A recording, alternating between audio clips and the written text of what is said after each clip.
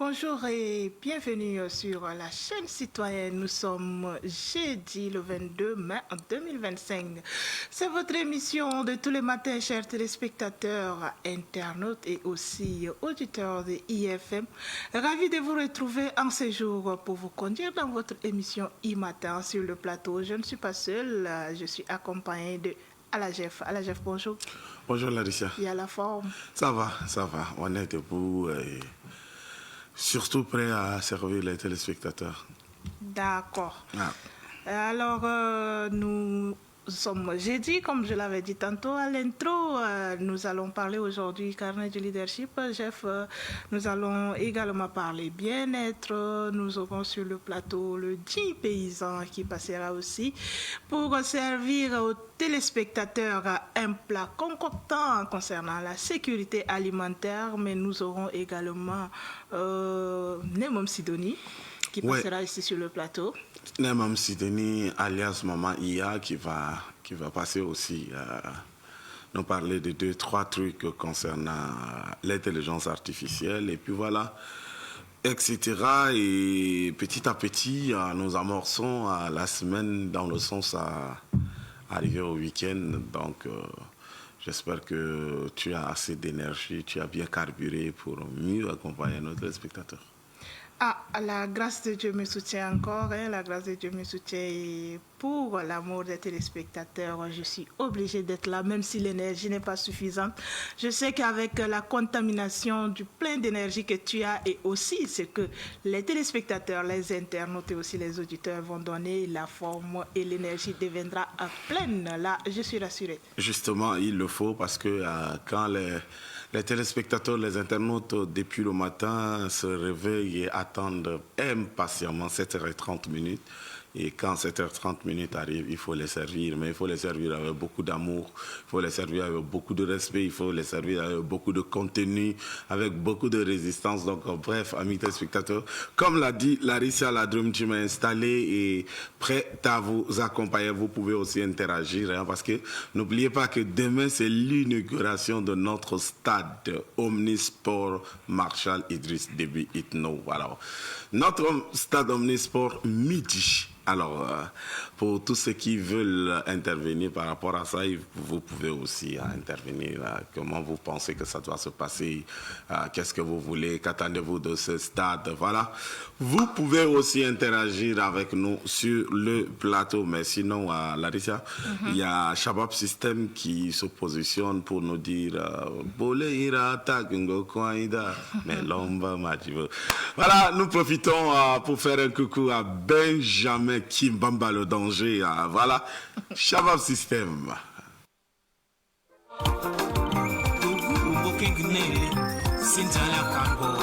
Ça c'est Shabab System.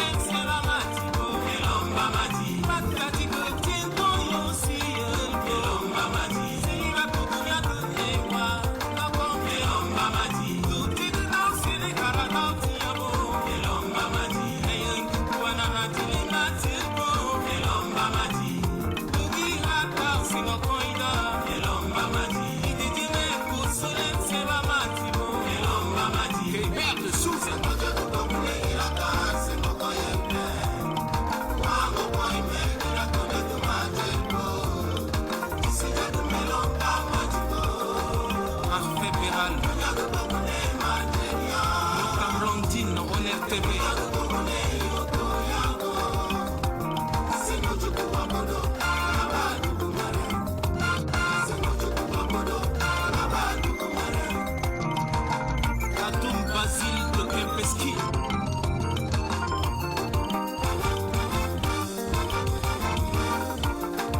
Mon directeur Doro Electron Production.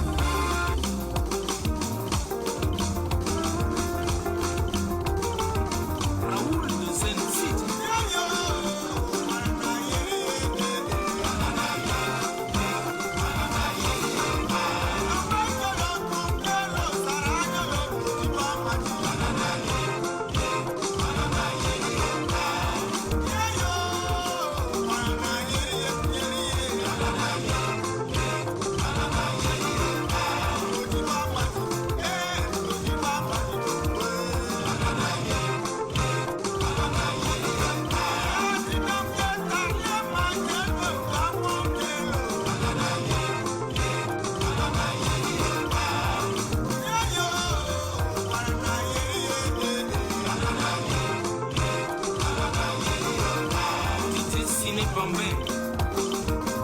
Mon proviseur Hassan.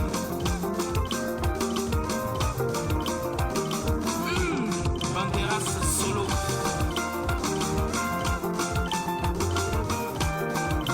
Yaya Noutima de Clarisse.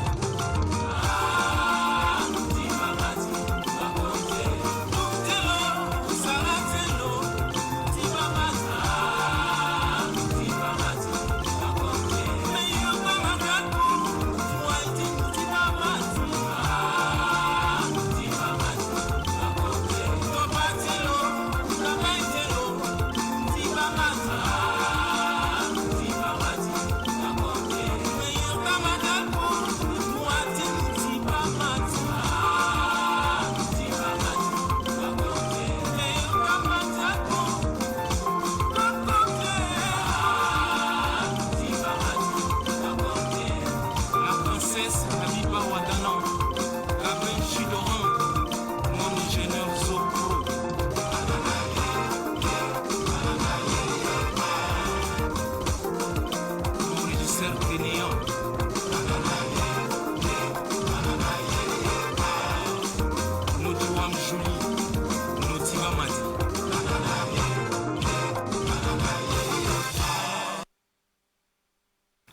Merci au groupe Shabab qui nous parle de Melomba Madi et c'est le socle de la vie. Hein.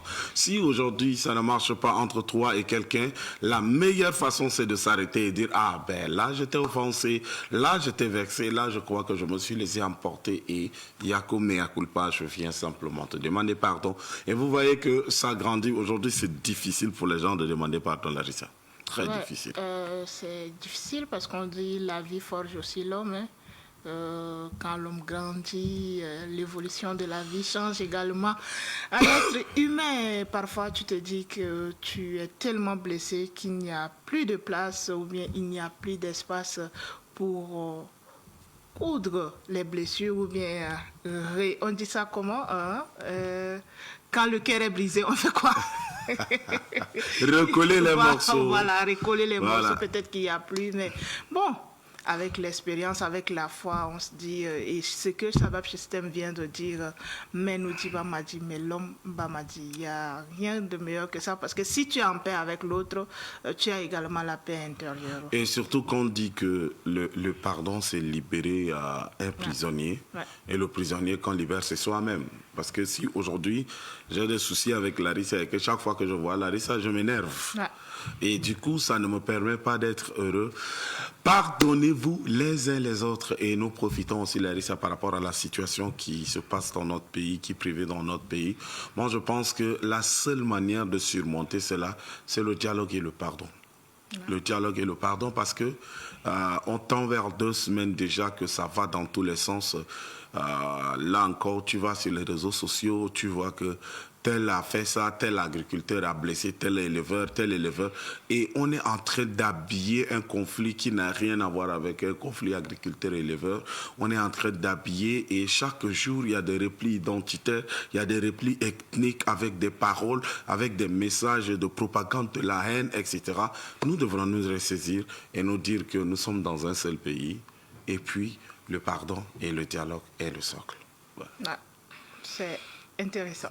Voilà, donc cette fois-ci, nous allons prendre notre rubrique, le bien-être, Bien-être. pour voir un peu ce que, on dit quoi, Tumbour, voilà, les vertus du Tumbour, voilà, de notre Tumbour.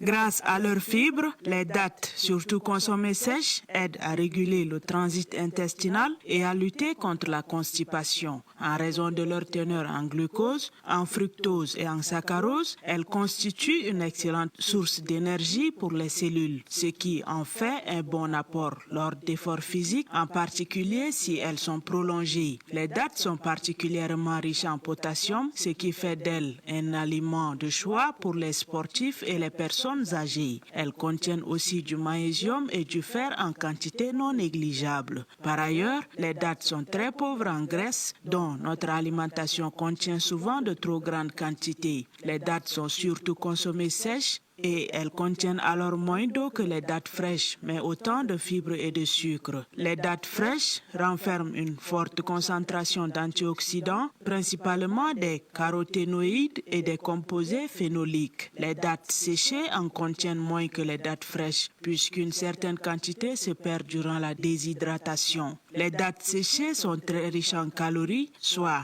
282 pour 100 grammes. Même si elles ont l'avantage de rassasier et de combler les petites faims. Lors d'un régime, il est préférable de se limiter en quantité ou de préférer les dattes fraîches. Le dattier est régulièrement utilisé dans les produits de soins pour cheveux car son amande est riche en acides gras essentiels, en acides aminés, en protéines et en céramides, des composants similaires à ceux de la fibre capillaire. Elle redonne de la vitalité, de la douceur et de la force aux cheveux abîmés et nourrit en profondeur. Vous pouvez ajouter des dattes à votre régime alimentaire régulier ou tout simplement faire un mélange avec de l'extrait de gel d'aloe vera pour appliquer sur vos cheveux pour profiter de l'éclat supplémentaire. Avec leur texture douce et dure, les dattes peuvent être consommées directement sans aucun ajout à tout moment de la journée, que ce soit en collation ou en dessert. Les recommandations sont de 3 dattes séchées par jour, soit 20 à 35 grammes journaliers, ce qui fournit environ 2 grammes de fibres.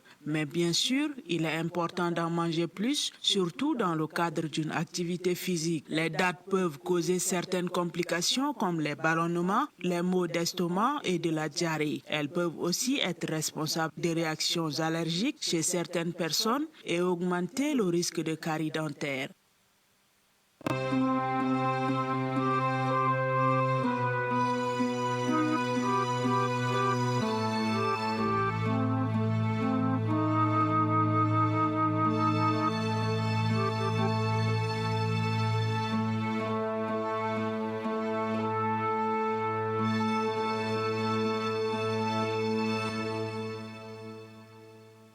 Merci beaucoup pour cet élément qui est le bien-être. Jeff, moi, je ne sais pas. On dit date, tumbour. Mais est-ce qu'en nos langues là, est-ce qu'il y a ça même? On commence par à Moïsala, comment on appelle ça? Non, parce que moi, je ne me retrouve pas, au fait. Depuis là, je cherche dans ma tête, là, je sais que depuis que je suis née, c'est Tumbour, j'ai trouvé. Et puis jusqu'à aujourd'hui, je continue avec... Là même, on me dit la prononciation en arabe, là, ce n'est vraiment pas ça. Donc, je m'abstiens de parler fort pour ne pas... La prononciation en arabe, c'est quoi? Mais c'est le Tumbour, non? C'est Tumbour, non? Ou bien...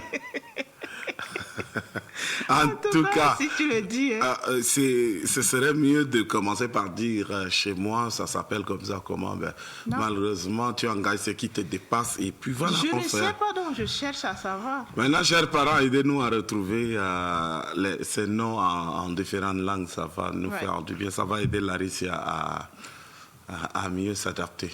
Mais je sais que depuis que moi je suis né aussi, je sais que ça s'appelait Tombour ou Tomourou, voilà, ça dépend. D'accord, donc Ça on dépend, est deux donc. alors. Donc, c'est pas grave, c'est pas grave. Merci à Olive qui nous a permis de découvrir les vertus de ce que nous avons chez nous, hein, parce qu'il y en a plein chez nous. Ouais. Moi, c'est mon aliment préféré. Surtout quand je voyage, je voyage, c'est la seule chose que je peux grignoter pendant tout le voyage. Et puis voilà, c'est simple que ça, donc ça fait du bien. Ça fait tellement du bien en tout cas. Et nous sommes arrivés à 7h49. C'est l'heure de prendre les informations matin.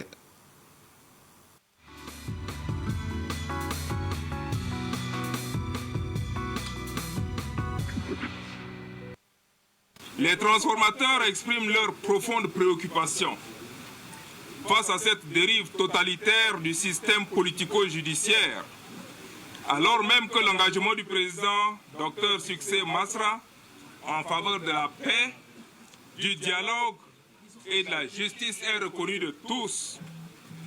Cette décision vient mettre à mal un effort soutenu de refondation et de reconstruction de l'État tchadien. Les transformateurs condamnent fermement cette manœuvre politique totalement injustifiée qui sape les efforts du processus d'un dialogue sincère. Face à cette situation, les transformateurs interpellent le président de la République, le maréchal Mahamat Idriss Déby Itno, pour qu'il prenne toutes ses responsabilités de garant de l'unité nationale, afin de faire libérer le président Dr Masra Succès dans les meilleurs délais. Les transformateurs demandent au président de ne pas négliger la capacité de ces peuples qui, malgré la colère, est resté calme en espérant une décision juste de libération. Car ce peuple est convaincu que le procès que nous venons de voir, ou du moins la procédure à laquelle nous avons assisté jusque-là, est purement politique. Qu'un député de la République aurait dit qu'un colis est en route. Qu'un colis serait en route vers Clessou. Et cela, en d'autres termes, veut dire qu'il y a des manipulations et peut-être des tortures qui attendent le président. Nous voulons ici mettre en garde tous ceux qui auront la responsabilité et la charge de notre président de ne pas toucher à sa personne. Ça, ils ne doivent pas oser. Et nous le dirons de la manière la plus ferme, aujourd'hui et devant tous. Que ces gens qui s'amusent à raconter n'importe quoi sur les réseaux sociaux connaissent leurs limites. Il y a des choses qui sont autorisées, mais quand un représentant du peuple se permet de tenir ce genre de langage, alors nous avons de quoi nous inquiéter. Les tragédies de Sandana, de Mandakao ou encore celles qui s'étaient déroulées dans les provinces du Guéra ou de Salamat constituent des exemples emblématiques de l'incapacité des pouvoirs publics à anticiper et désamorcer des tensions devenues presque cycliques. À chaque nouvelle flambée de violence, la question revient avec acuité. Où est l'État lorsqu'il s'agit d'assurer la sécurité de ses citoyens? Face à ces drames, les chiffres glaçants et les témoignages poignants dressent le constat d'un État défaillant, dont l'absence sur le terrain favorise l'impunité et la récidive. L'analyse politologue Dr Yaming Betenbaï éclaire les origines multiples de ces sempiternels conflits et dénonce les limites structurelles de l'appareil étatique. Il y a des mécanismes locaux de gestion de ces types de conflits qui existent, sauf qu'on observe un déclin de ces mécanismes locaux. L'autre chose qu'on observe, c'est une inefficacité des réponses développées par l'État pour faire face à ces conflits. Lorsque des biens des citoyens sont détruits, lorsque des vies humaines sont atteintes, la justice ne parvient pas à dire son mot sérieusement, ce qui a comme conséquence au niveau de la base de produire une perception regrettable dans les communautés. C'est qu'à la base, les populations ont l'impression qu'il y a une collision entre la justice et l'État. On observe sur le terrain des gouverneurs qui ont des troupeaux de bétail, des gouverneurs qui ont des champs. Et donc, dans ces cas de figure, lorsqu'il y a une tension, un affrontement, ces autorités administratives se retrouvent eux-mêmes acteurs de ces conflits. Les conflits intercommunautaires au Tchad s'enracinent dans des dynamiques historiques complexes aggravées par la compétition économique, les effets du changement climatique et la prolifération incontrôlée des armes. La responsabilité de l'État est interpellée. Que l'État apporte les moyens institutionnels, moyens matériels aux acteurs à la base qui font déjà un travail de sensibilisation ou de prévention. Les autorités traditionnelles, malheureusement, elles sont tellement politisées que leur parole devient de plus en plus inefficace. Mais un effort de dépolitisation des chefferies traditionnelles, des autorités traditionnelles, pourrait aussi permettre de les positionner comme des acteurs animant des mécanismes locaux efficaces. Une meilleure préparation des forces de défense et de sécurité à agir sur ces genres de sujets, sur ces genres de phénomènes, pourrait aussi permettre de donner une image un peu plus correcte, un peu plus propre de l'État. Il ajoute que les stéréotypes négatifs et les rancœurs héritées de violences passées exacerbent des tensions. Tant que ces clivages ne seront pas pris en compte dans une politique nationale de réconciliation, la fracture sociale ne cessera de s'élargir. Si seulement c'est l'implantation, il n'y a pas de souci, mais occupation de la surface pour le labour du riz et de canne à sucre. Mais cette surface qu'on va maintenant occuper, mais la population qui vit déjà sur cette terre va aller où? C'est la question qu'on se pose. Surtout les 40 quelques villages qu'on veut les déménager pour les amener où? Mon avis par rapport à l'implantation de l'usine, moi je trouve que c'est bon, sauf que il faut faire l'étude de faisabilité sur le terrain, voir quelles sont les mesures d'accompagnement de la population qu'on va occuper le terrain, parce que moi je trouve que ici dans la zone là, le problème de terrain là fait toujours problème, le problème foncier surtout. Donc les gens, ils sont là pendant des années, c'est là où ils travaillent. Donc s'il faut implanter une usine ici, c'est très bon.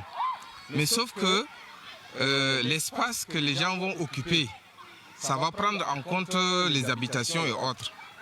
Donc ces habitants-là, il faut trouver des mesures d'accompagnement où on doit les mettre.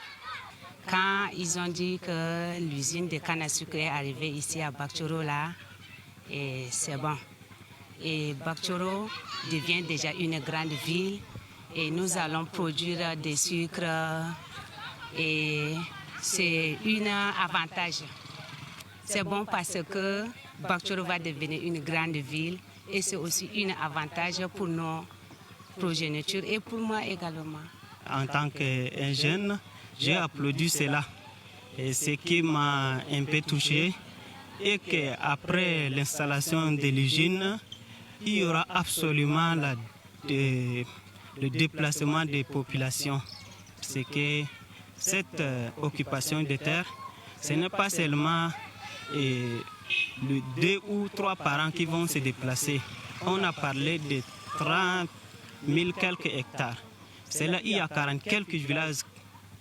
Et dans une seule village, il y a combien de populations qui vivent là? Et quelle terre ils vont occuper après cela aussi? Vous voyez, maintenant on a la carence. Pour labourer, trouver à manger, là, c'est des problèmes. Mais il nous parle qu'il veut nous déplacer, nos gens là. Nous ne sommes pas d'accord. Déplacer les gens là, en tant qu'une femme là, et mes enfants là, je vais leur garder ça où d'abord. Maintenant, là où nous sommes là, pour labourer là, même les gens craignent des problèmes à cause de ça. Il y a des morts par-ci, par-ça, par-là, et puis et notre inquiétude c'est pour l'hygiène là. L'hygiène c'est bon. En tant que l'hygiène là c'est bon, mais Et déplacer les gens là, ce n'est pas bon. Le Tchad, situé en zone sahélienne, subit les durs effets de l'avancée du désert, dû au dérèglement climatique. La ceinture verte, l'un des projets du feu maréchal Idriss Déby Itno, initié en 2008, constitue une barrière naturelle contre les menaces climatiques, car les arbres réduisent tout naturellement l'érosion et améliorent les conditions de vie des populations en matière de réchauffement climatique, ce qui diversifie les ressources naturelles en assurant la sécurité alimentaire. La ceinture verte permet également d'atténuer les tensions entre agriculteurs et éleveurs d'une part et renforcer la cohésion sociale des communautés d'autre part. Aujourd'hui, la question de la protection de l'environnement demeure un défi universel pour les acteurs de l'écosystème. Cependant, ce vaste projet devrait être encouragé et entretenu. Malheureusement, il subit plutôt des menaces de l'homme par ses activités. La ceinture verte n'est pas seulement une solution en faveur de la lutte contre le réchauffement climatique, mais une stratégie de développement durable adaptée aux réalités sahéliennes et tchadiennes. Il faut recruter. On est en manque aujourd'hui d'instituteurs. Est-ce que vous le savez? On manque d'instituteurs. Quand on parle aujourd'hui des baisses des niveaux, c'est parce qu'il n'y a pas assez d'instituteurs, des gens qualifiés pour apprendre. L'enfant là, qu'on l'a amené, qui sait à peine parler, on lui apprend de lire, écrire et compter. Celui-là, il doit avoir une formation spécifique. Et ça manque à l'éducation nationale. Je dis le besoin est là. Le ministre Kosmadji a souligné cela et je suis en train de l'appuyer pour dire qu'au niveau de l'éducation nationale, on manque d'instituteurs, on manque d'enseignants en général. Il y a quelques années, on manquait d'enseignants scientifiques. On a contractualisé 2500. Après, ils étaient intégrés. On a réglé un peu le problème d'enseignants scientifiques. Maintenant, il y a le problème d'enseignants de français. Au Tchad, on n'a pas d'enseignants de français. D'enseignants d'arabe, à dire que grammairien arabe, tout ça, il n'y en a pas assez. Et on n'a pas d'enseignants de philosophie, par exemple, intégrés. Donc, il y a des profils qu'on en a besoin au niveau de l'éducation nationale, surtout au niveau de la base. C'est-à-dire que la refondation, qui est notre sujet actuellement, ça doit se faire au niveau de la base. Donc, il faut intégrer des instituteurs qualifiés, formés dans les écoles normales. J'ai essayé d'expliquer, en tout cas exprimer notre inquiétude par rapport à la durée de l'année scolaire. À N'Djamena, dans les grands centres, on peut faire 9 mois. Mais au village, 9 mois, c'est impossible. Parce que finalement, les parents te disent non, les enfants sont au champ. Tu vas dans un village, ils te disent non, nous on n'envoie pas nos enfants à partir du 1er octobre.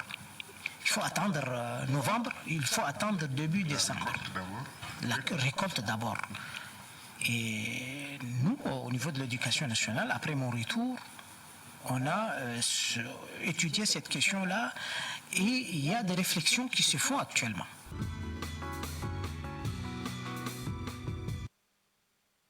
تم تنظيم هذا اليوم المفتوح الذي تم تمويله بمبلغ 256.6 مليون دولار أمريكي من قبل البنك الدولي في تشاد من قبل وزارة الصحة العامة والوقاية كجزء من مشروع تعزيز أداء النظام الصحي في تشاد. حضر هذا اليوم المفتوح وزير الثروة الحيوانية والإنتاج الحيواني ممثلا لوزير الصحة العامة والوقاية الدكتور عبد المجيد عبد الرحيم وممثلي المؤسسات الكبرى في تشاد والسلك الدبلوماسي الوطني والدولي وممثل البنك الدولي في تشاد رشيد براتيف وممثلة منظمة الصحة العالمية بلانش آنيا. في كلمته قدم منسق المشروع تبريت يويانا لمحة عامة مؤجزة عن المشروع قبل أن يعرب عن امتنانه للحضور الكبير في هذا اليوم المفتوح. ممثل البنك الدولي رشيد براتيف يستعرض إنجازات هذا المشروع في هذه الفترة أمام الحضور. ولم يغفل وزير الثروة الحيوانية والإنتاج الحيواني البروفيسور عبد الرحيم عوض الطيب عن الخدمات الحيوية التي يقدمها المشروع. وللحصول على فكرة إنجازات المشروع المذكور تم تقديم عرض فردي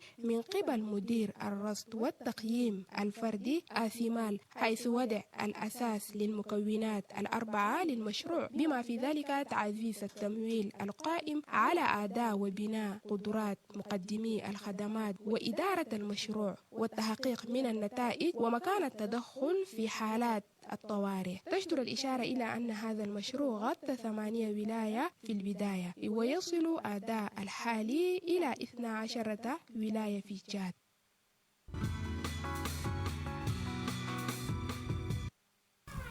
De retour sur le plateau après ces temps d'information. C'est important de s'informer, c'est important de prendre les informations, que ce soit ici ou d'ailleurs. L'activité phare qui revient toujours, c'est l'inauguration demain de notre stade Omnisport midi. Alors, Larissa, comment tu te prépares à ça? Toi qui aimes faire le sport dans les Boutas, là, voilà, on inaugure un stade, voilà. Comment tu te prépares à ça? C'est important de prendre ton avis à chaud. La question c'est, est-ce que je me prépare à ça? Non, je n'ai pas besoin de poser est-ce que. Non, je te demande comment. Est-ce que je me prépare à ça? Parce que je me plais bien dans ma République, il faut le dire. Je me plais bien et là où je fais mon e-sport, je me sens également bien. Quitter déjà la République pour venir jusqu'à Mandiafa, c'est déjà un temps du sport et moi je le dis. Donc, quitter là-bas pour venir. Si c'est en moto, c'est que j'ai fauché. Je n'ai pas rempli les conditions. Mais bientôt, ils vont vous faire un pont de l'autre côté.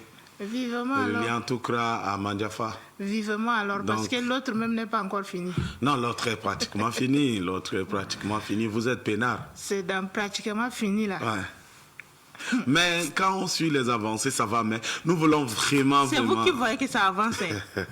C'est vous qui voyez. Sinon, les fers que vous voyez, on enlève là. Les fers là vont revenir. 2 jours, ça repart. Tu penses que ça va finir. Après, tu reviens, tu te trouves encore les fers. C'est meilleur que ça prend le temps que ça prend pour que ce soit un travail bien fait, que ça va vite et puis ce soit un travail mal fait. Regarde, notre pont, notre ancien pont de Chagouap, c'est parce que c'était bien fait que c'est resté là pendant des années. Tu vois un peu? Là, celui qu'on appelle demi-pont là. En tout cas, tu traverses. Ouais. Voilà. Ouais. Donc, il faut être reconnaissant.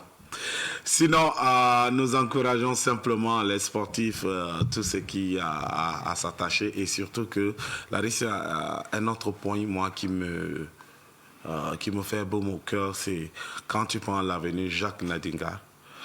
Le chantier est bien avancé et quand tu files, au moins tu commences à filer avec beaucoup d'air, tout est relax, sauf qu'il y a la poussière qui est là, mais c'est pas grave. Il n'y a même pas poussière maintenant. Hein. Non. 2 jours là. Oui. Il n'y a pas poussière même. D'accord. J'ai dit, mais il fallait que... Et puis, bon, on allait mieux respirer. Non, moi, le hic que la question que je me pose, est-ce qu'on fait ça simplement pour l'inauguration du stade, parce que les autorités vont passer par là, ou bien on le fait simplement pour redorer le blason de notre cité capitale? Si tel en est le cas, beaucoup de courage, mais si on le fait juste parce que il y a l'inauguration du stade, ça posera problème. Ça posera problème parce que après l'inauguration, on n'entendra plus parler de ça. Ouais. Et ça ne va pas être bien. Ouais, comme tu le dis, si c'est pour redorer, alors là, je suis de tout cœur avec eux, hein, mais si c'est juste pour blaguer les yeux, comme on a l'habitude de dire, des autorités qui vont passer par là pour aller à l'inauguration, vraiment, sachez que votre travail, je le dis, est inutile. Si c'est pour continuer, vivement. Mais si c'est pour juste une journée et puis après laisser tomber, on ne balaie plus. Je ne me souviens même plus de quand est-ce la dernière fois où on a nettoyé correctement cette voie-là, comme on est en train de le faire depuis quelques jours. Je ne me souviens plus en tout cas. Ça veut dire que si on le fait correctement, ça veut dire que c'est bon. Il y a un début à tout. Avant, les mamans qui s'occupaient de l'entretien de nos routes le font toujours, mais comme elles aussi, les petites choses qu'on doit pour les encourager avec, ça tombe tardivement, soit ça ne tombe pas, soit etc. Ça fait qu'elles n'étaient pas motivées, mais heureusement que maintenant, le nouveau nouveau maire qui est arrivé avec beaucoup d'énergie est en train d'activer les maires de communes. Donc, espérons que ça va marcher. Mais nous avons besoin de ça. Tu sais, une capitale, c'est normal. Hein. Pour une capitale, ça doit être comme ça. Il doit avoir des espaces arriérés. Quand on circule, on ne doit pas avoir peur de renverser un enfant qui va traverser, avoir peur de renverser un chameau qui va traverser. Voilà, tout ça. C'est ça une capitale, normalement. Voilà. Donc cette fois-ci, nous allons repartir de l'autre côté de la régie, prendre une capsule Mon rêve pour le Tchad de demain. Ça nous permettra de recevoir sur le plateau notre maman Iya. Alors.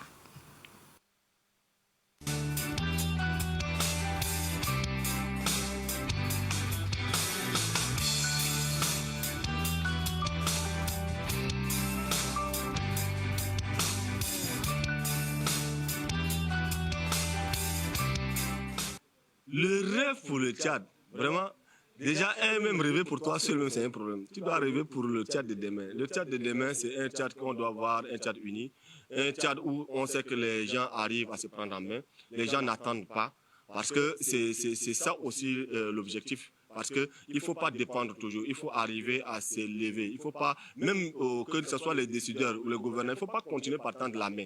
Il faut démontrer, on a des ressources, on a tout, c'est qu'on a des potentialités, on a des talents. Donc, le Tchad de demain, c'est un Tchad où on va voir que chacun doit vivre de son art, chacun doit être autonome, chacun doit être un modèle économique. Mon rêve pour le Tchad de demain, c'est je rêve d'un Tchad où il y a la paix, je rêve d'un Tchad où il y a la justice, je rêve d'un Tchad où on ne peut pas traiter quelqu'un selon son appartenance ethnique ou bien selon sa corpulence. Parce que c'est difficile de vivre dans un monde où tout le temps on a des préjugés, on a des clichés. Si on regarde juste tes cheveux, on se demande, mais où est Mara ou la Radji? Je n'aime pas ce genre de Tchad. Je veux juste un Tchad où on voit plutôt la personne et non pas ce qu'il est, non pas sa forme, non pas ce qu'il pense. Mais nous sommes tous des Tchadiens, donc on doit être comme, comment on appelle, c'est comme une fusion. On se voit tous comme un seul homme. Et là, si je rêve pour un Tchad meilleur, on essaie de voir, par exemple, ailleurs, en Côte d'Ivoire. La musique, là, se retrouve au carrefour. Ça crée de l'économie culturelle. Pourquoi pas nous? Pourquoi pas essayer également de dire voilà, le Tchad existe. Pour moi, je rêve d'un Tchad où, à l'extérieur, il faut que tout le monde également rêve de venir dans mon pays. Pourquoi moi, je dois rêver d'aller ailleurs, mais pourquoi pas les autres? Donc, on rêve de ce Tchad-là. Ok, mon rêve pour le Tchad de demain, c'est d'avoir ce Tchad-là, un Tchad uni. Un Tchad où chacun est respecté. Chacun voit l'autre comme lui-même. Et qu'on voit le Tchad comme un pays, on va dire aujourd'hui, le Burkina Faso comme un pays des hommes intègres, on voit que le Tchad, c'est un pays des hommes respectés, qu'on soit respecté. Voilà mon plus grand rêve du Tchad.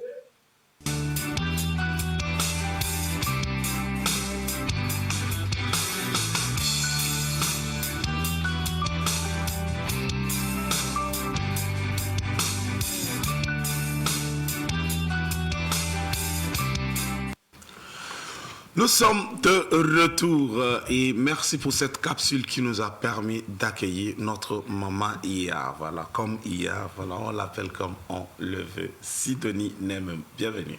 Merci. Comment tu vas? Je vais bien. Tu es sûr que tu vas bien? Oui, oui, ça va encore. D'accord. Bonjour et bienvenue, Madame Nemem Sidonie. Merci. Ok, avec vous, aujourd'hui, nous allons parler de l'IA dans la vie d'une femme. Ok. L'IA dans la vie d'une femme, ça me plaît bien, hein? Ça me plaît bien. Comme j'ai deux femmes avec nous sur le plateau, avec moi sur le plateau, vous allez me dire comment vous adaptez l'IA dans votre vie. Mais comment adapter l'IA dans la vie d'une femme? Bon, l'IA d'abord influence dans la vie d'une femme dans plusieurs manières, en offrant des opportunités et les défis à relever pour son intégration, son inclusion réelle dans la vie d'une femme. Waouh.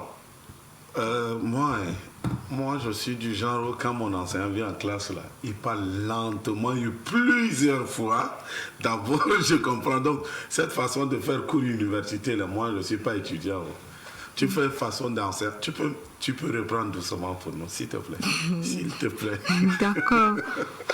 Je disais que l'IA influence la vie d'une femme. Ok. de plusieurs manières, en offrant les opportunités et les défis. Mais ces défis sont appelés à relever pour son inclusion réelle dans la vie d'une femme. D'accord.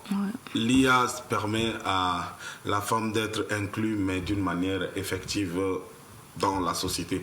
J'ai envie encore, Larissa, de demander, est-ce que l'IA aujourd'hui est une menace ou une opportunité pour la femme? Bon, pour la femme, l'IA est une opportunité et à même fois une menace aussi. Elle est une opportunité du moment où elle offre ces opportunités en manière de la gestion du foyer, tels que les robots d'aujourd'hui qui sont programmés à assister les femmes dans les ménages. Non, moi je pense que ça me poserait de problème. Donc l'opportunité que l'IA donne à la femme, c'est qu'elle aide des robots à la maison pour l'assister. Moi je n'ai pas épousé une femme qui va faire des bonnes de robots. Ça, les robots, et le jour ils déconnent, ils vont bien te tabasser à la maison, ça. Non, ça dépend de leur programmation. Il suffit de les utiliser intelligemment et là, ils peuvent alléger les femmes dans leurs travaux quotidiens. Larissa, tu seras prête à avoir des robots comme assistants à la maison? Bon, je préfère me taire. Non. Je préfère me taire parce que là, ça ne peut pas aller. Je ne peux pas donner une réponse et puis cette réponse-là va me créer des soucis, ça va m'exposer. Non, je préfère garder le silence. Ça veut dire que tu ne veux pas? Bon, le silence aussi peut être interprété. Donc si tu l'interprètes ainsi, je le prends. Ok, alors Sidonie, en dehors de l'assistance de ménage, de la gestion de ménage de la femme par l'IA, quelles peuvent être encore d'autres opportunités que l'IA peut apporter à la femme? Bon, pour certaines opportunités dans le domaine sanitaire, où il y a des applications qui assistent la femme à calculer même ses cycles, même contrôler la grossesse jusqu'au ménopause. Mais est-ce que ça ne rend pas les femmes paresseuses? Bon, elle les rend paresseuses aussi, parce que déjà là, les femmes sont dépendantes de ces applications. Et là, ça rend paresseuse, mais ça dépend aussi. Bon, cela, si ça peut renforcer par l'intelligence humaine, la femme peut s'attribuer à cette intelligence, mais aussi fournir des efforts pour qu'elle ne soit pas dépendante de cette application. Ok, alors tout ça se fait dans le physique, tout ça se fait dans le genre travail manuel, pratique, tout ça. Mais est-ce que mentalement l'IA allège la femme? Non, on ne peut pas dire que ça allège, mais pas totalement. Elle allège la femme dans ses travaux quotidiens et autres. Mais elle ne peut pas l'alléger totalement parce qu'il y a des soucis familiaux qui sont là, sociaux et tout ça. Et là, ces problèmes, l'IA ne peut pas vraiment intervenir. Là, ça n'allège pas totalement. Sidonie, peut-être que je vais poser une question qui n'a rien à voir avec notre protocole.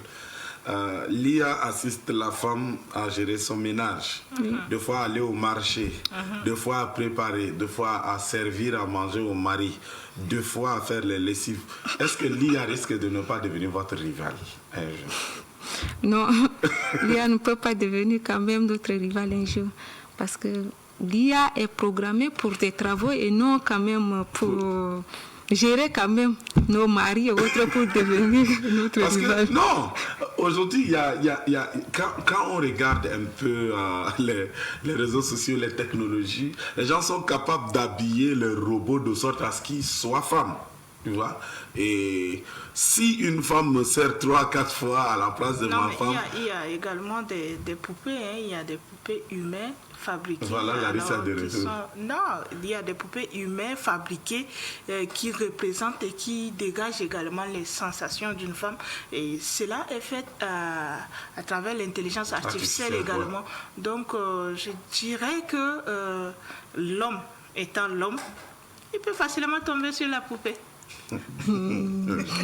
En tout cas, c'est Larissa qui l'a dit, ce n'est ni Sidonie ni moi, mais c'est elle qui l'a dit. En tout cas, c'est la réponse à ta question.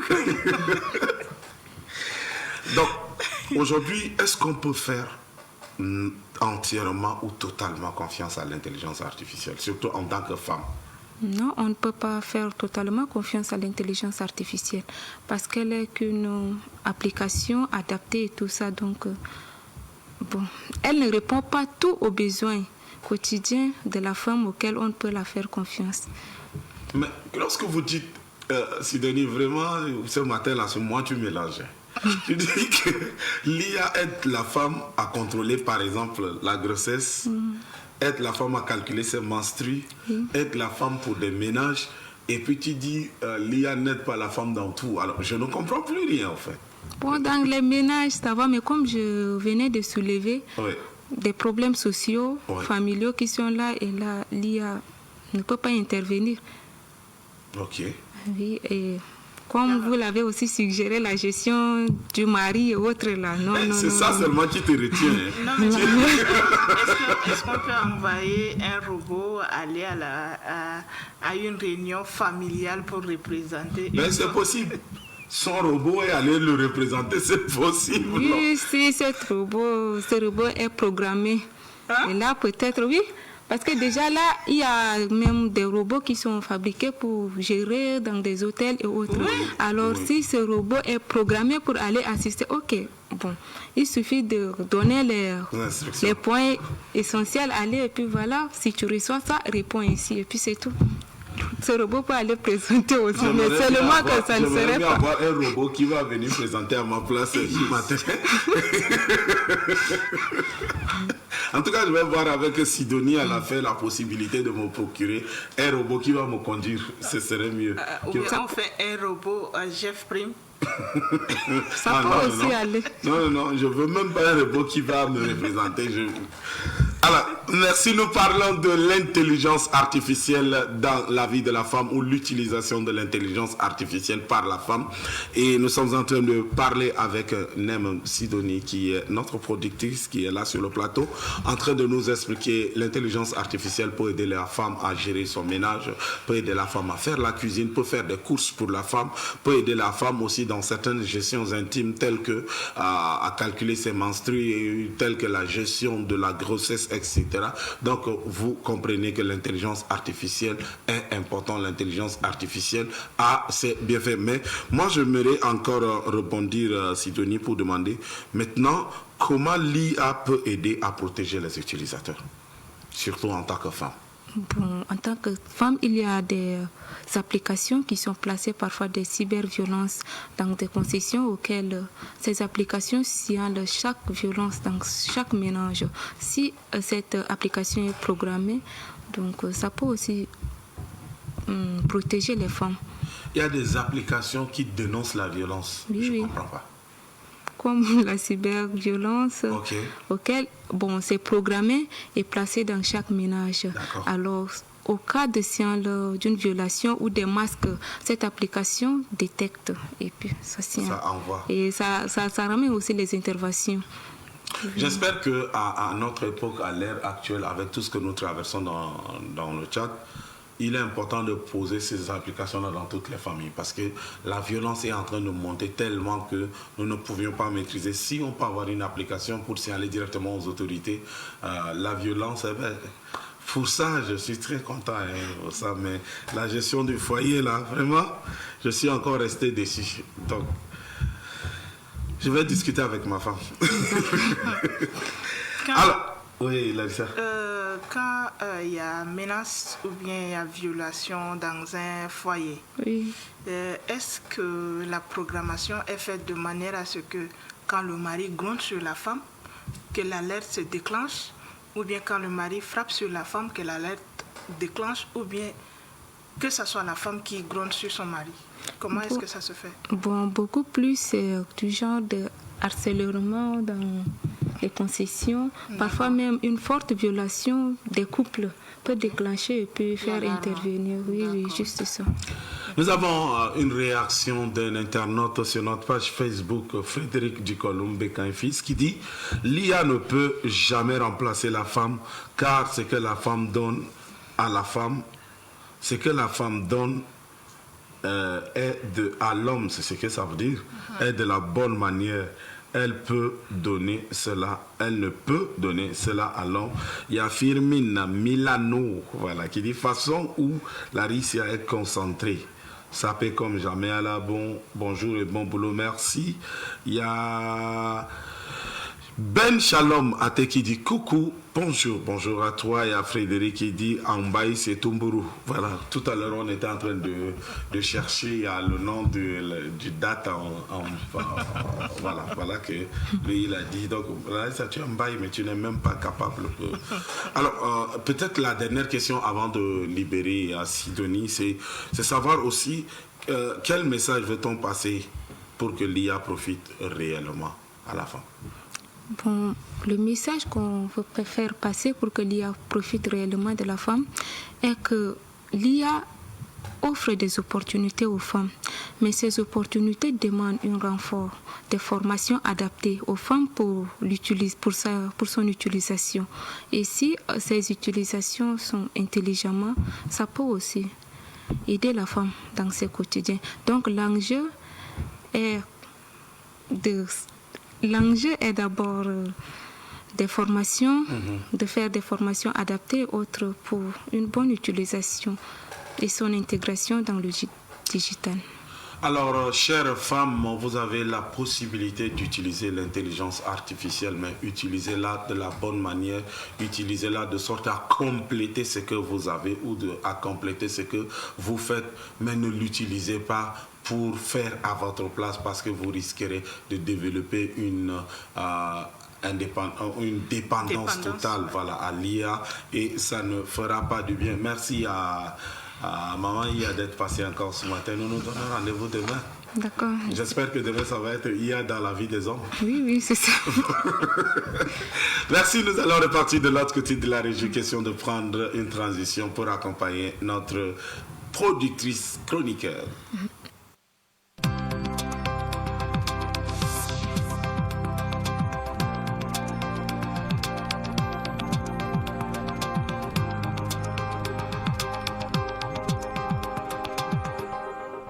Ce qui m'énerve dans ma vie là, l'homme est appelé pour travailler. Moi, je travaille dans mon pays. Je travaille. Donc, je travaille et le salaire est minime. Et je suis dans le pays pétrolier. Je travaille 12 sur 12. Je suis un mécanicien, mais le salaire n'atteint même pas 200 000, 100 000 francs. Et ça suffit même pas. Ça suffit même pas. Et je souffre toujours. Et je suis dans le pays pétrolier. Il faut voir. Vraiment, ça m'énerve beaucoup. Ça m'énerve.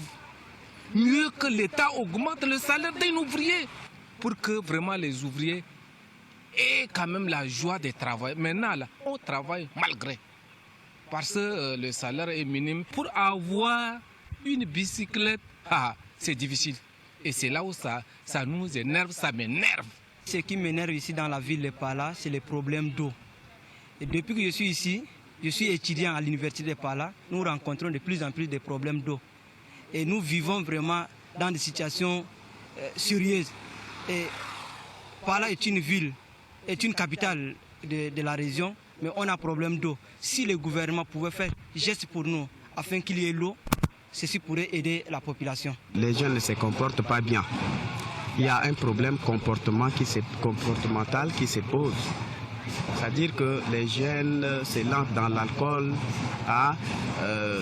ils prennent comment on appelle les produits qu'on appelle trambol, comment on appelle là, les whisky en plastique là, dans les laits là. Ça ne marche pas. Maintenant, ce problème-là, moi je dis souvent qu'il faut arracher un mal par ses racines. C'est le problème d'intégration qui pose problème. Parce que vous allez trouver beaucoup de jeunes qui se lancent dans cette pratique-là sont des diplômés. Mais comme il n'y a plus d'intégration à la fonction publique, ils sont comme ça, ils sont dans leur moto-taxi, après ils viennent, ils prennent tout ça. Donc, en bref, ce qui m'énerve, c'est le problème d'intégration à la fonction publique. Ce qui m'énerve dans la vie, surtout dans notre pays, notre région, le Tchad, et premièrement d'abord c'est notre route. Nous mangeons de poussière chaque jour et nous ne pouvons pas aussi Et en allant à l'école, on ramasse de poussière. Et en rentrant, on ramasse de poussière parfois. Et on tombe malade, on ne peut pas finir l'école à cause de poussière qu'on ramasse toutefois dans la journée.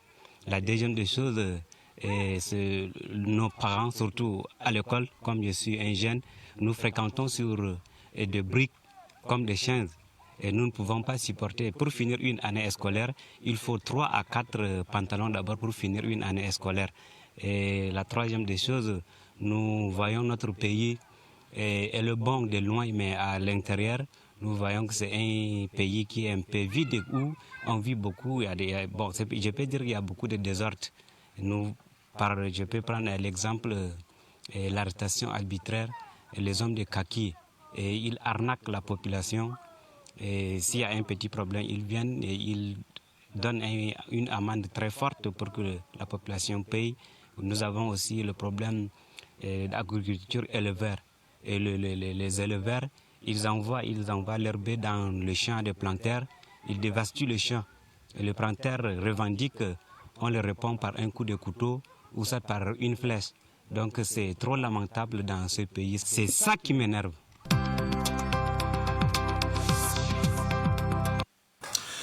Merci de retour sur le plateau. Nous parlons et nous ne parlerons jamais assez du problème agriculteur et éleveur. Cette capsule nous a permis de recevoir le 10 paysan avec nous sur le plateau.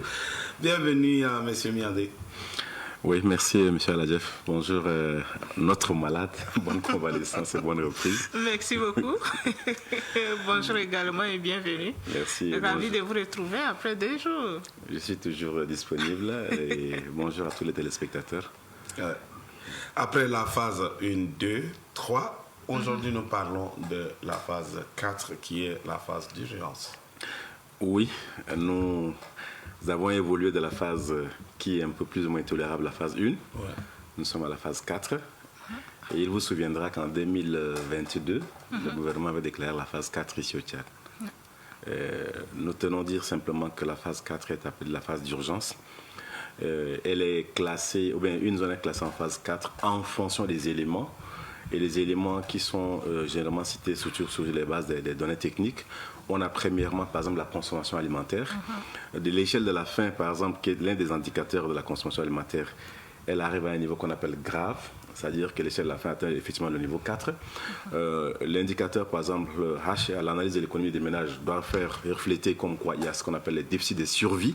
Là, avant, on parlait de déficit de protection de moyens d'essence et déficit de survie, mais maintenant, on est dans la phase 4, donc il y a essentiellement que des déficits de survie, avec des éléments, par exemple, que au moins 20% dans la zone, la déficit de survie atteint au moins 20% dans la zone, mais reste inférieur à 50%. Donc, ça varie entre 20% et 50% le niveau de déficit de survie. Maintenant, pour l'indice de réduit des stratégies d'adaptation, on a pratiquement, c'est égal à 19. C'est ça le CIH, 19 en ce sens. Maintenant, le fait simplement de constater qu'on arrive à un niveau où le déficit de survie atteint les 20%, mais évolue entre 20 et 50%, ça veut dire que tout le monde se bat pour subsister. Le mot survie, c'est un mot qui est simple, hein.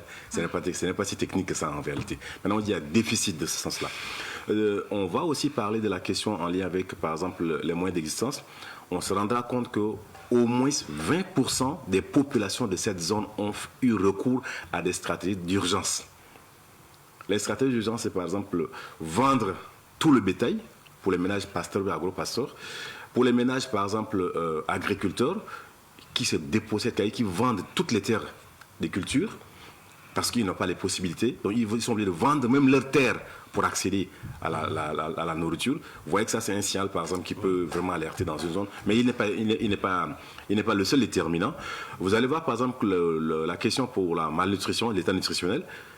En ce sens, vous allez voir que il y a une question de malnutrition aiguë qui va s'accentuer, qui sera très sévère. Et on va au niveau, par exemple, de la mortalité. Précisément à la mortalité, on verra quand, par exemple, pour le taux de mortalité, le taux brut de mortalité, ça varie entre pratiquement 2-4 dans ce niveau-là. Et même pour les enfants de 2 à 5 ans. Donc vous voyez que pour une population de 10 000 personnes, on enregistre en moyenne 2 à 4 décès par jour liés à l'insécurité alimentaire en raison des déficits de consommation. Donc vous comprenez déjà par là que la phase d'urgence, c'est la phase qui est plus ou moins pire, qui précède la phase que tout le monde aime qualifier de la phase famine. Donc c'est pourquoi nous avons dit dans les jours passés que ne peut pas se mettre quelque part pour déclarer une phase quelconque de l'insécurité alimentaire un individu et fédérer autour de lui. Parce que toutes les données qui sont analysées, qui sont examinées, doivent refléter effectivement, ce sont des éléments factuels. Mais il y a aussi les facteurs contributifs qu'on avait dit dans ce sens la dernière fois, où on a parlé par exemple d'un danger vulnérabilité. Danger vulnérabilité, ça prend en compte par exemple la question sécuritaire, la question des catastrophes naturelles, y compris aussi la question de la vulnérabilité économique des populations, où il y a par exemple les termes de l'échange, le pouvoir d'achat qui permet d'accès au marché pour ce produit. Donc tous ces éléments factuels, aussi bien en termes d'évidence qu'en termes de facteurs contributifs de ce côté, doivent être mis ensemble pour faire les analyses. Donc, si aujourd'hui on parle de 2 à 4 personnes qui meurent dans une population à cause de l'insécurité alimentaire, vous voyez que c'est très grave. Et c'est pourquoi nous aimons toujours le répéter que c'est une question de politique nationale. Donc, c'est le gouvernement qui est en charge de pouvoir déclarer une phase quelconque dans une zone. Et le gouvernement le fait à travers, par exemple, l'outil cadre harmonisé que nous avons toujours mentionné ici. Et nous sommes encore en train d'attendre ce document, la fiche de communication que nous allons partager avec vous pour que vous compreniez techniquement, au nom du gouvernement, quelle est cette zone qui est dans telle phase. Et je tiens à préciser que pratiquement la zone sur laquelle est analysée l'insécurité alimentaire, c'est l'unité d'analyse, c'est plutôt le département. Vous allez voir que le département voisin peut être en phase 3, l'autre est en phase 2, l'autre département voisin est en phase 4. Parce que ce n'est pas identique, ce n'est pas homogène pour tout le pays. Les facteurs qui sont considérés sont propres à un département. Parce qu'on fait les analyses sur chaque département au Tchad. On a pratiquement une soixantaine de départements au Tchad sur lesquels se font les analyses. Donc on est obligé de collecter toutes les données, de les traiter, faire l'appurement avec enlever les données erronées et maintenant passer aux analyses. Donc c'est après les analyses seulement qu'on peut maintenant dire qu'une zone est en telle phase ou en telle autre phase. Et pour la phase urgence, il y a la phase 4. L'urgence, comme le dit son nom de la phase, c'est qu'il faut sauver des vies. Il faut sauver des vies. Et si on sauve des vies, c'est aussi il faut sauver les moyens d'existence. Parce que sinon tout le monde va être obligé de brader ses terres agricoles, vendre son bétail et en fin de compte ce sont des vies qui sont menacées. Et pour un pays agro-pasteur comme le Tchad, c'est que quand on arrive à la phase 4 dans une localité quelconque, c'est assez complexe et c'est préoccupant. Et maintenant, la question qu'il faut relever aussi, c'est que si on considère que c'est le pays entier, c'est seul le gouvernement qui le dira. Si on considère que c'est un certain nombre de départements qui sont en phase 4, en phase 2 ou en phase 1, il n'y a que le gouvernement qui peut le faire. Et l'outil par lequel le gouvernement fait, c'est la fiche de communication qui reflète les résultats des analyses du cadre harmonisé et qui informe en termes de décideurs ou bien des acteurs qui peuvent intervenir pour faire la réponse dans ce sens-là. Donc l'urgence appelle systématiquement à faire des actions de réponse. L'action de réponse, c'est qu'il faut sauver des vies. Parce que quand dans une population de 10 000 personnes, il y a entre 2 à 4 personnes qui meurent dans la journée, des enfants, c'est assez sérieux.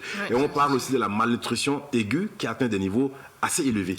Donc en ce moment, vous allez comprendre que c'est pratiquement assez sérieux. Et par exemple, pour la prévalence de l'indice de masse corporelle pour les femmes enceintes et allaitantes, ça varie entre 20 et 40. Et donc, à partir de ce moment, 20 et 40%. Donc, à partir de ce moment, on se rend compte que si déjà les femmes enceintes et allaitantes sont affectés. Et si déjà l'état nutritionnel des enfants de moins de 5 ans est affecté, comprenons que la vie du pays, de la nation est en danger. Et donc, il n'y a que le gouvernement qui peut lancer l'alerte pour lancer la demande à l'aide ou bien peut-être déployer des mécanismes de réponse et chercher à assister ces populations qui sont à un niveau assez préoccupant pour la question de la vie des populations dans la zone concernée. Voilà un peu de manière résumée ce que nous pouvons présenter pour la phase 4. D'accord. La réponse à l'appel de la phase 4, c'est exclusivement sauver des vies. Sauver des vies et protéger les moyens d'existence. Parce que quand les gens sont en train de vendre leur tête parce qu'ils n'ont pas de quoi manger, mais les réponses sont là. Et dans ce cas, en termes de réponse, il y a un paquet d'actions qu'on peut déployer. Il y a par exemple la distribution des vivres. Quand c'est la phase 4, c'est une phase d'urgence. Il faut sauver des vies. Il faut donner à manger aux gens pour les empêcher de pouvoir passer à une phase. Parce que l'une des caractéristiques de cette phase aussi, vous allez voir que des ménages entiers se déplacent de cette zone. dans cette zone, dans ce département, il n'y a pas de quoi manger. Donc, vous allez voir qu'il y a une migration forcée des populations de cette zone-là qui sont obligées d'aller dans une autre localité espérant trouver de quoi manger. Et ça, c'est l'un des indicateurs d'alerte qu'on constate quand on fait la collecte de données ou bien le suivi de la secteur dans ces zones-là. Donc, il faut donc sauver des vies. Par exemple, ça peut être des distributions de vivres, des distributions d'articles non alimentaires, ça peut être même des transferts d'argent pour permettre, au cas où il n'y a pas la possibilité de pouvoir s'en procurer, d'accéder au niveau du marché. Et peut-être que le gouvernement peut injecter, par exemple, avec ses partenaires, un certain volume de vivre dans cette zone-là pour, par exemple, atténuer les prix sur les marchés. Parce qu'à ce moment-là, systématiquement, les marchés répondent. Puisqu'il n'y a pas de quoi manger dans la localité, les opérateurs économiques, ils peuvent monter la surenchère à ce niveau parce que la demande est là. Ouais. Et puisque la demande est là, ils sont obligés d'augmenter les prix et les populations sont obligées d'acheter. Mais avec quels moyens? Avec quel revenu? Donc parfois, on fait les transferts d'argent. Parfois, c'est couplé avec la distribution de vivres pour permettre de pouvoir atténuer et permettre à ce que les vies de ces populations soient sauvées et renforcer leur résilience pour qu'ils puissent résister à ces chocs-là et que la période peut passer. Donc, il y a par exemple la distribution des intrants pour faire la production agricole. On peut faire la distribution, par exemple, des noyaux reproducteurs pour les zones pasteurs, agro-pasteurs. On leur donne, par exemple, quelques têtes de petits ruminants et autres là pour les permettre de se relever. Et là, je pense que les facteurs déterminants de l'insécurité alimentaire, ça peut être des facteurs qu'on a déjà fait, de danger et vulnérabilité. On peut parler par exemple des catastrophes naturelles, des conflits, ces éléments-là qui peuvent conduire à déterminer que cette zone est en phase 4 ou en phase 5. Mais pour l'instant, comme nous sommes sur la phase 4, l'urgence à faire, c'est de sauver des vies. Et comprenez que la phase 4 précède la phase 5, qui est la phase pire et la phase finale où des gens meurent en nombre. Donc ça, en ce moment, c'est qu'il faudrait comprendre que quand on est en insécurité alimentaire, on est dans une question de la vie des populations. Et le seul garant en termes d'acteurs institutionnels, c'est l'État, le gouvernement, à travers ses structures techniques et ses partenaires qui peuvent essayer de pouvoir réagir par rapport à cela. Je pense que j'ai essayé de pouvoir parcourir, survoler. Ouais. Mais ça n'est pas aussi des calculs, comme dit Mme Larissa, c'est pas si compliqué que ça. Nous avons fait l'effort de... Non, cette fois-ci, c'est compris, hein, c'est bien littéraire. Donc, on a bien compris et on résume cela comme Alagef l'avait souligné et vous l'avez dit. La phase 4, il faut juste comprendre que c'est sauver des vies et protéger les moyens d'existence quand c'est comme ça. Alors, ça va très vite, Jeff, je crois que... Si alors, par exemple, que dans les 5 actifs qu'on avait cités par rapport aux moyens d'essence, on a parlé du capital naturel, la terre, les points d'eau. Alors, si un agriculteur vend déjà ses champs, ça veut dire qu'il n'a plus d'espace pour lui. Même si le choc est passé, après, il ne pourra pas. Maintenant, il faudrait mettre en place des stratégies de réponse pour l'empêcher de vendre ça. Si un éleveur brade sur le marché tout son bétail, qu'est-ce qu'il va encore avoir l'année prochaine pour reconstruire son élevage? Alors, nous sommes un pays agro-pastoral et nous devons travailler à tous les niveaux et c'est pour ça que le travail doit être fait tous les jours. Et donc, aujourd'hui, le travail qui est fait au niveau technique, au niveau, par exemple, de l'analyse de la sécurité alimentaire, c'est pour renseigner les décideurs. Donc, dans le premier décideur au niveau national, c'est l'État tchadien, avec le gouvernement qui est pratiquement le maître d'ouvrage. Et aujourd'hui, maintenant, à travers cette technique, le gouvernement, s'il se sent dépassé, ou bien s'il n'arrive pas à compenser les gaps, peut vraiment, institutionnellement parler en termes de devoir pour protéger ces populations, ou bien même de droits, demander des interventions et solliciter l'appui de ses partenaires techniques et financiers au niveau national et international dans ce sens-là. Et là, je pense qu'en 2022, nous avions eu ça au mois de mai ou juin, où le gouvernement avait dit qu'il y avait une phase 4, l'urgence. Et donc, il fallait déployer ça. Et nous réitérons que nous devons travailler pour éviter l'insécurité alimentaire sur tas de phases aussi préoccupantes et compromettantes pour la vie, comme quoi la phase 4, elle n'est pas vraiment une phase qu'il faut souhaiter au Tchad. Merci. La phase 4, qui est la phase d'urgence, doit être évitée et nous avons les moyens pour travailler de sorte à éviter cela. Les décideurs qui sont le gouvernement, vous devrez déjà mettre en place tout ce qu'il faut. Et puis voilà, pour aider à ce que nous sauvons des vies, mais surtout à protéger les moyens d'existence parce que nous assistons le jour au jour à des agriculteurs qui vendent leurs terres. Nous assistons le jour au jour à des éleveurs qui vendent pratiquement tout leur bétail pour survivre et ça c'est des indices. On doit travailler de sorte à ce que nous évitons le pire. pire. Merci aux dignes paysans qui arrivent toujours avec des informations et des informations claires, précises et nettes. Cette fois-ci, nous allons prendre simplement un clip de Ngonsar qui nous chante Alléluia pour vous accompagner. Merci.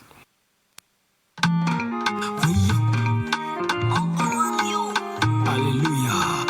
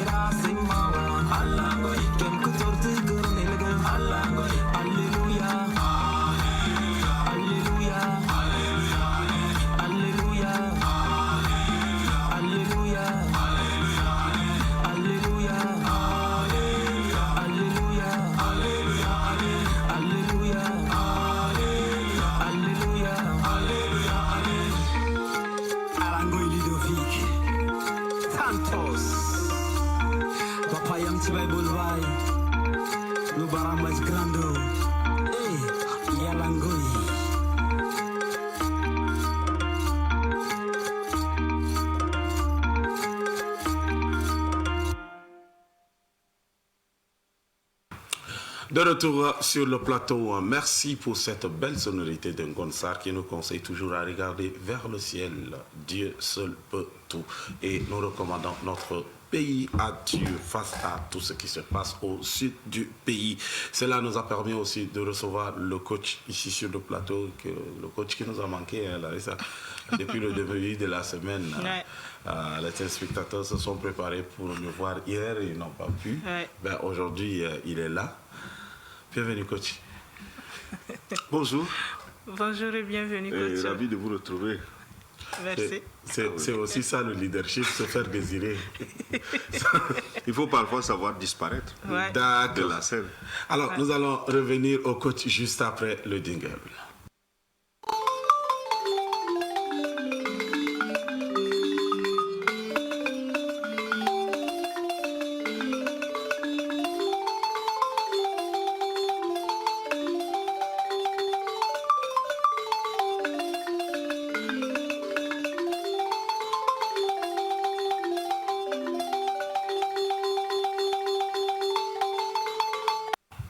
Le carnet du leadership. Aujourd'hui, avec le coach, nous allons parler de la résilience en leadership. Oui, nous allons parler de la résilience. En effet, la résilience, c'est donc la capacité, n'est-ce pas, d'un leader à faire face aux défis. Cette capacité à surmonter les crises, les épreuves. Cette capacité à remonter après des situations difficiles en maintenant la vision, en maintenant l'influence et en ayant toujours une interaction avec l'équipe. Pourquoi la résilience? Parce que ce matin nous disons la résilience en leadership. Résilience parce que les crises sont inévitables. Il est inévitable dans le leadership que vous soyez donc à l'abri des crises. Et puisque les crises vont arriver et que ce sont des situations parfois très humaines, ces situations peuvent vous affecter, ces situations peuvent vous plonger, ces situations peuvent vous déstabiliser, ces situations peuvent vous disperser moralement. Et vous avez besoin de ce qu'on appelle la résilience. La résilience, c'est cette capacité de dire, même si maintenant je ne parle pas, même si maintenant je ne peux pas poser des actes, même si maintenant je ne peux pas avancer, je ne baisse pas les bras. Je garde la vision, je reste moi-même, j'attends le moment opportun et je vais rebondir, je vais ressurgir avec ma vision. Et c'est très très important. Donc, on a besoin, n'est-ce pas, de cette capacité, cette résilience, parce que les crises sont inévitables. Ça, c'est la première. Secondo, on a besoin de la résilience pour montrer notre exemplarité dans le leadership. C'est quand vous avez remonté, quand vous avez survécu, quand vous avez tenu aux crises en restant exemplaire, que vous influencez davantage. Donc, quand un leader traverse un temps de crise, vous voyez, autour de lui, on observe comment il tient face à cette crise, comment il endure la crise, comment il est posé, comment il réagit dans la crise, et au sortir de la crise, il va certainement impacter et laisser un dépôt en matière d'exemplarité, s'il a été exemplaire. Mais s'il n'a pas été exemplaire, alors il y en a qui vont déchanter et qui vont dire, nous avons cru qu'il pouvait, mais avec la situation, il n'a pas pu, il a baissé les bras, ça nous vaut la peine de le suivre. La troisième chose, c'est aussi que la résilience vous permet d'exercer votre capacité de s'adapter.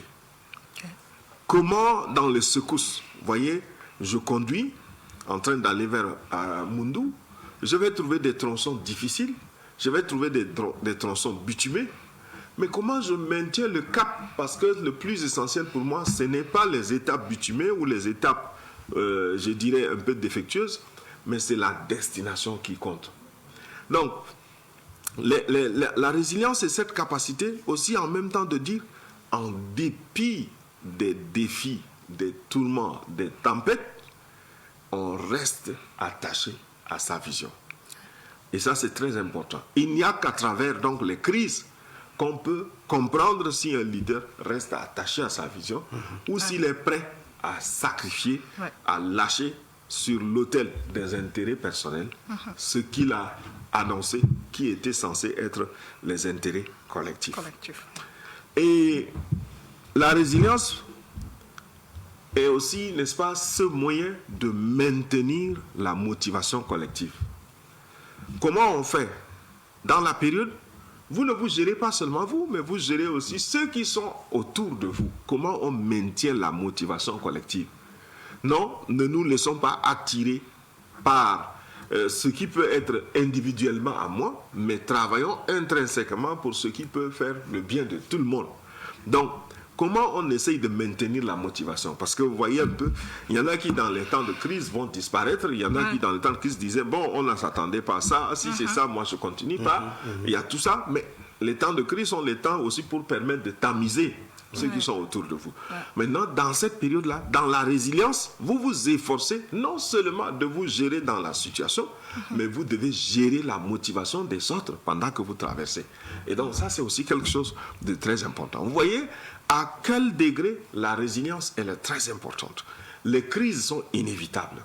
Mais en même temps aussi, à travers les crises, on peut mesurer votre capacité, votre détermination, votre sens de leadership, et tout ça, c'est très... Donc, la résilience est l'ingrédient, n'est-ce pas, qui permet aux leaders de tenir dans les moments de crise, mais surtout, c'est quoi? C'est comme quelqu'un qui est sous l'eau, qui se noie, mais qui maintient hors de l'eau, dans ses bras, la vision. Même si ma tête est en train de prendre de l'eau, il faudrait que mes bras tiennent la vision et que la vision reste hors de l'eau, que ça ne se noie pas.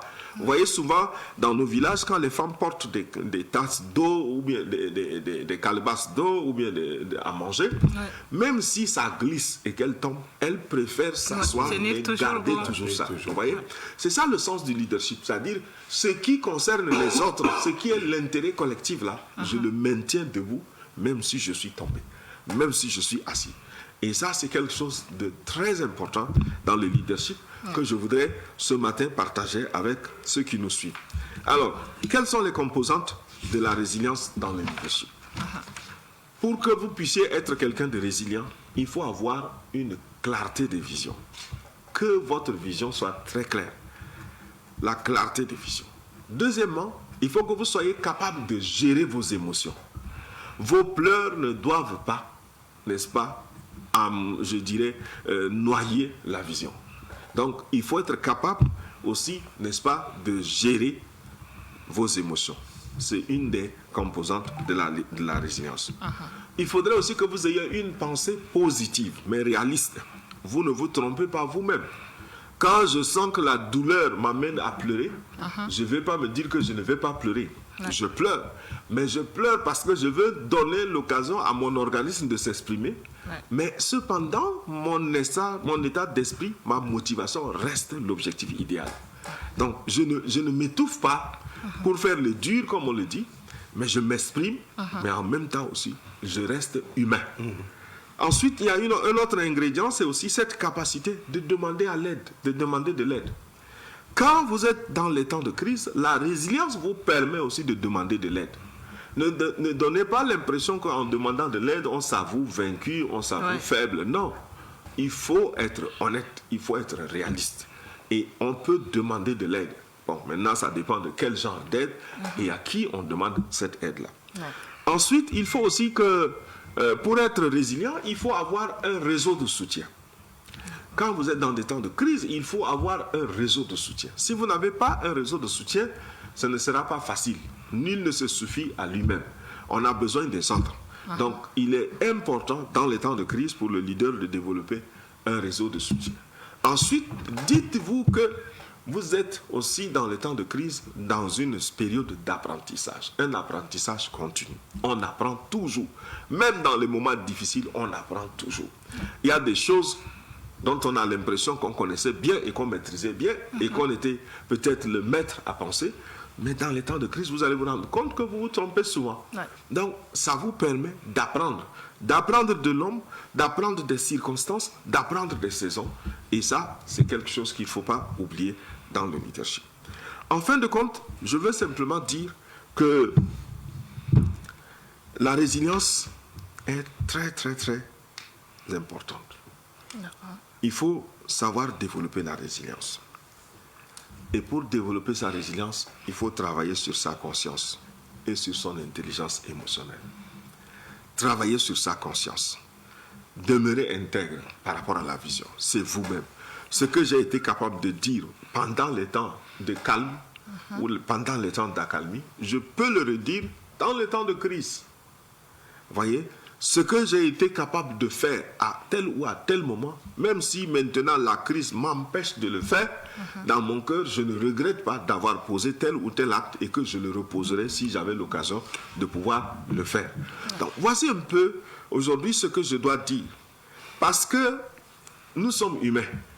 Et parce que notre société est humaine, les crises sont inévitables. Et donc, si les crises sont inévitables, tout leader en position de force ou en position de faiblesse, doit développer ce qu'on appelle la résilience.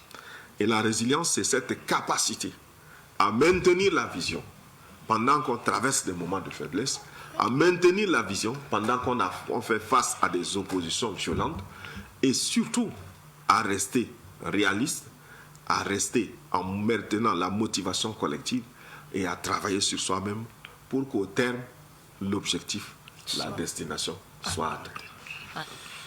Très bien conclu et je pense que la leçon est comprise et la note est bien prise. Je pense que Larissa, toi et moi, nous allons nous réserver le devoir de ne rien dire pour ne pas amenuiser la pureté de ce que nous venons de recevoir. Moi, j'ai beaucoup appris, et je pense que ça tombe à pic, surtout en cette période que notre pays traverse.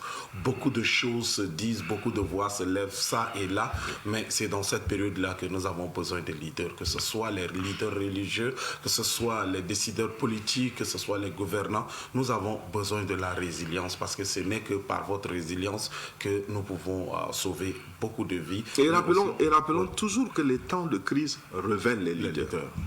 Voilà. Les temps de crise sont les moments les plus opportuns pour découvrir les leaders.